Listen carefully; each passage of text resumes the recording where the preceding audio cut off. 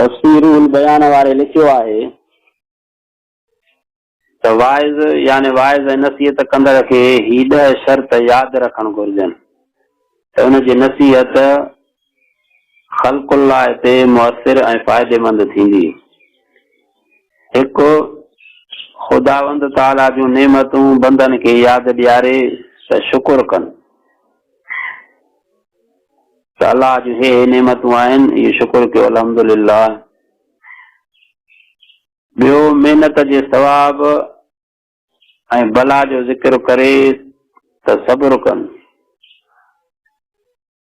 जेका तकलीफ़ इंसान खे नेक अमल करण जे करे थिए थी, मिसाल सियारे जो उथणु केॾी तकलीफ़ आहे, पर वुज़ू करे तहज्जुद जी निमाज़ पढ़णु, सुबुह जो साजर निमाज़ जे लाइ उथणु, हाणे इहा ज़ाहिरन त वॾी तकलीफ़ आहे, पर इन जो सवाब तमामु घणो आहे।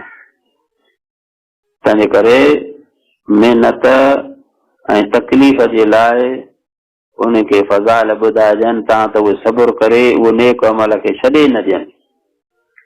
टियों, गुनाहनि जो हिसाब ऐं अज़ाब यादि ॾियारे त गुनाहनि खां परहेज़ कनि। निमाज़ न घुसाइण जे करे 80 साल 2 करोड़ 88 साल सड़ंदो।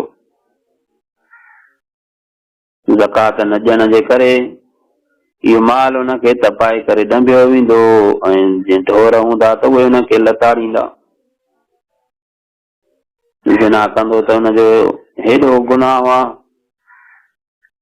चोथों, शैतान जे मकर ऐं विश्वास जो बयानु करे त उन खां परहेज़ कनि।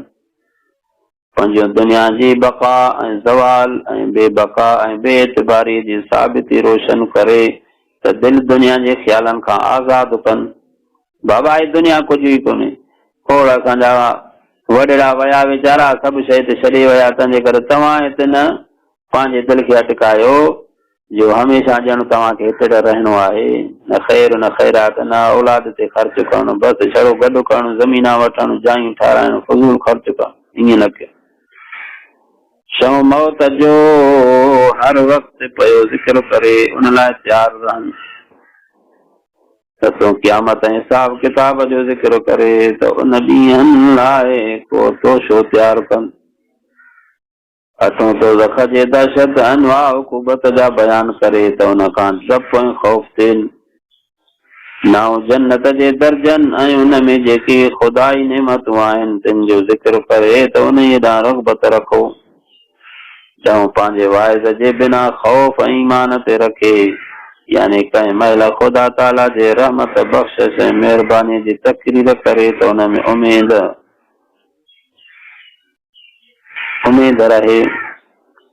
तफ़सीरन लिखियो आहे त जंहिं आलिम जो वाइज़ उन्हनि 10 ॻाल्हियुनि सां शामिल हूंदो त ज़रूर असर वारो कंदो, पर उन सां गॾु ही बि वॾो शर्त आहे त पाण नसीहत कंदड़ उन्हनि 10 शर्तनि जो आमिल हुजे त पोइ सुभान अल्लाह हिकारी ख़ल्क़ुल्लाह खे संदसि नसीहत मां फ़ाइदो ज़्यादा थींदो, जेकॾहिं न त उहो आलिम हिन बैत जो मिसदाक़ आहे। उहो आलिम जेको गुनाहनि में पंहिंजे जिस्म खे सांडींदो रहे ऐं दुनिया जे मुरादुनि सां दिलि ॻंढींदो हुजे, सो पाण गुमराह आहे। ॿियनि माण्हुनि खे कीअं वाट ॾेखारींदो, यानी अंधो माण्हू ॿिए खे कीअं वाट लाहे सघंदो, त अहिड़ीअ तरह आलिम बेअमल जी नसीहत ॿियनि ते बि असर न कंदी। उन बारे में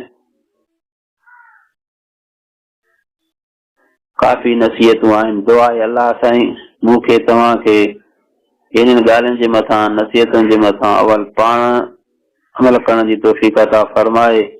उन खां बाद में ॿियनि खे जॾहिं बयानु कबो अल्लाह पाक उन जे दिलि में बि इहा शइ विझणु फरमाईंदो त उन्हनि जी दिलि नरम थी पवंदी, अमल करण में आसानी थींदी।